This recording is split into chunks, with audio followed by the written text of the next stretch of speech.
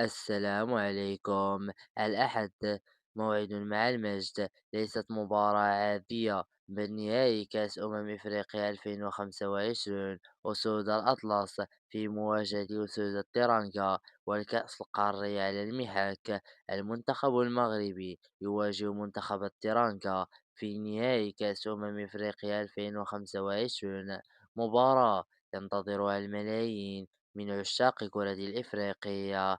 موعد وتوقيت المباراة ستجرى يوم الأحد 18 يناير 2026 على الساعة 8 مساء بتوقيت المغرب والجزائر، وتونس كذلك، وعلى الساعة 9 مساء بتوقيت مصر، والعاشرة مساء بتوقيت السعودية. وستقام هذه المباراة على أرضية ملعب الرباط وسط أجواء جماهيرية تاريخية.